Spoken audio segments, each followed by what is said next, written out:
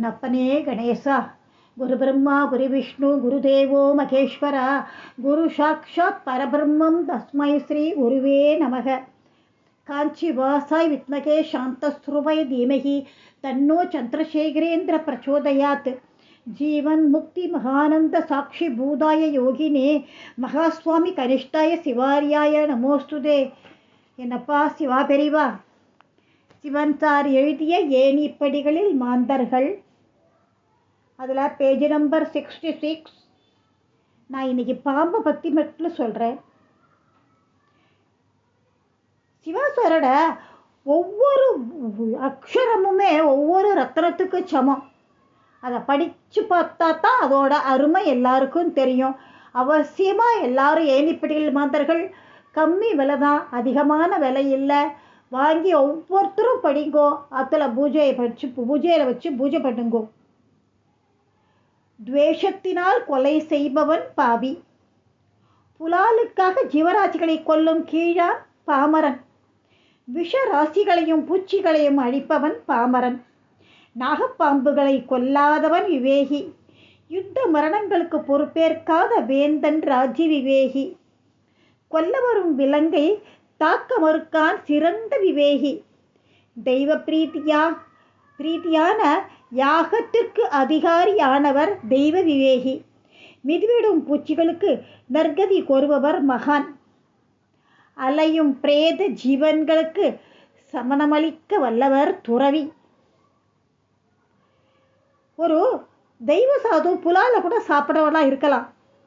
அவர் முந்திய உயர்நிலைகளை இருந்தாலும் முடித்தோர்க்குரியவர். ஆனாலும் தெய்வ சாதுவின் நிலையில் ஏதாவது கூடாத செய்கை ஒன்றை ஏற்றிவிட்டால் அத்தகையவரை தெய்வ சாதுவின் நிலையிலேயே கீழோர் இடத்தில் பிறக்க வைப்பதுண்டு.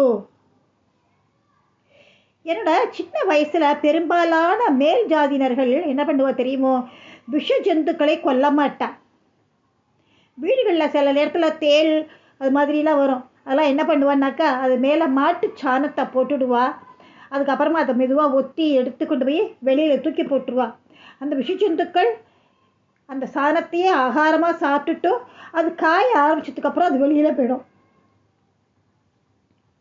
பொதுவாக தெய்வங்களை போல பாவிக்க வேண்டிய சில ஜீவராசிகள் போலில்லாமல் தெய்வங்கள் சர்ப்பங்களுக்கு அதிக முக்கியத்துவம் அளிக்கின்றன.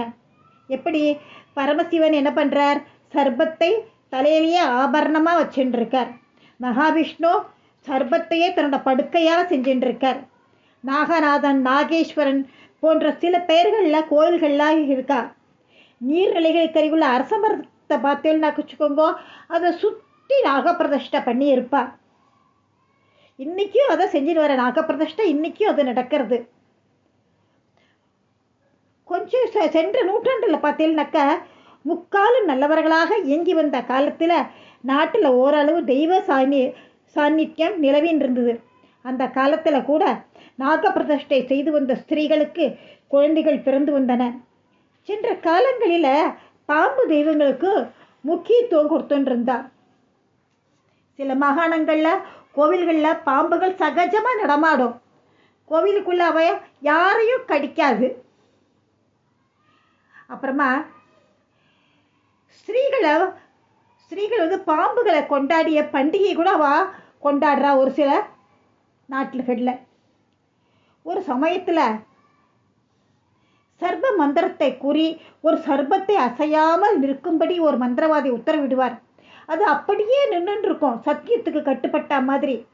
சர்ப்பத்தை சிறிது நேரத்துக்குள் விடுவித்து விடுவதும் வழக்கம். கொஞ்ச நாள் கழிச்சு அதை விட்டுடுவார், அது வெளியில் போயிடும். அது ஆனால் சற்று வெளியே போய்விட்டு திரும்பி விடலாம் என்று நினைத்த இவர் அதை மறந்தே போய்விட்டார். எனினும் சில மணி நேரம் கழித்து நினைவு வந்தவுடன் அவ்விடத்திற்கு விரைந்தோடினார். பரிதாபம், ஆயிரக்கணக்கான எறும்புகளால் சர்ப்பம் போர்த்தப்பட்டிருக்கும். ஒரு சர்ப்பம் சத்தியத்துக்காக உயரியே நீட்டு விட்டுருக்கு. நமது மூலாதாரத்தில் சிரஸ் வரையில் அமைஞ்சிருக்கிறது முதுகெலும்ப சர்ப்பத்துக்கு ஒப்பிட்டு இருக்கா. அது சர்ப்பத்தின் மூலம் குண்டலி என்ற சக்தியும் உயர்த்தி கொள்ளும். ஆத்மீக மகத்துவத்தை பற்றி சொல்ல நான் கேள்விப்பட்டிருக்கேன். பாம்புகளை நம்ம பார்த்தோன்னு வச்சுக்கோங்க, அது தாமாகவே மறைஞ்சு போயிடும். நம்ம அதை அடிக்கணுங்கிற பிரச்சனையே இல்லை, அது தானாகவே ஓடி போயிடும். அவள் நம்மளை துரத்தி வந்து தீண்டாது, நிச்சயமாக தீண்டாது. விதி இருந்தால் தப்பித்து விடலாம். அப்படி கடிக்குன்னு பாம்பு கடிச்சுதான் சாகணும்னு விதி இருந்தால் அது முடியாது. இல்லை நம்ம வாழறதுக்கு வழி இருந்ததா, அப்போ நம்ம தப்பிச்சிடலாம். பாம்பு கடிச்சுடுமே என்ற பயத்தில் நம்ம அதை கொன்று விடுவோம், பிழையையும் சேர்க்கிறோம். ஐயோ அது நம்மளை கொண்டுடுமோ அப்படின்னு சொல்லிட்டு அதை நம்ம அடிச்சு போட்டுறோம். இவையெல்லாம் ஒரு புறம் இருக்கட்டும். இந்த உலகத்தை சர்ப்பமும் யானையும் தாங்கி வருவதாகவும் இவைகளை ஓர் ஆமை தாங்கி வருவதாகவும் ஒரு ஐதீகம் இருக்கு. நம்ம பூமாதேவியை தாங்கின்னு இருக்கிறது ஒரு சர்ப்பமும் யானையும் தானா, அதுக்கும் கீழே ஒரு ஆமை இருக்கு. சர்ப்பம் சத்தியத்துக்கு கட்டுப்பட்டது. பிராமணர்கள் தெய்வங்களுடன் தொடர்பை கொண்டிருந்த காலங்களில் அவர்கள் யஜ்யத்தையும் தெய்வங்களின் அனுமதியின் பேரில் சென்றிருந்தார். தெய்வங்களுக்கு அளிக்கப்பட்ட இந்த நன்றிக்கு அவைகள் முகாதாரத்துடன் காட்டி வந்தன. அதற்கு முந்தைய சிற்சில காலங்களில் சிற்சில ராஜ்யங்களில் யாகம் பூர்த்தியாகும் நாட்களில் தெய்வங்கள் யாக குண்டலங்களில் தோன்றி அவைகளுக்குள்ள அவிர்வாகத்தை பெற்று மறைந்து விடுவதும் வழக்கமாக இருந்தது. யாகத்துக்கு பயன்பட்டு வந்த பிராணிகள் அவைகளுக்கு விதிக்கப்பட்டிருந்த மற்ற ஜீவராசிகளின் பிறவிகளை எடுக்காமலேயே அடுத்த மானிட பிறவியை சிறப்புடன் ஏற்று வந்தன. யாகத்தில் அடங்கியிருக்கும் தத்துவங்களை நம்மால் உணரவும் முடியாது. யாக குண்டலிற்கு கிளம்பும் புகையின் மனத்தை எகிப்தியரின் பிராமணர்கள் தெய்வலோகத்திற்கு அனுப்பி வைக்கும் சக்தியையும் பெற்றிருந்தார்கள். பிராணி பந்தத்திலுள்ள நியாயத்தை நாம் ஒப்புக்கொண்டே ஆக வேண்டும். சிவன் சாரோட ஒவ்வொரு அக்ஷரமும் ஒவ்வொரு ரத்தினத்துக்கு சமம்.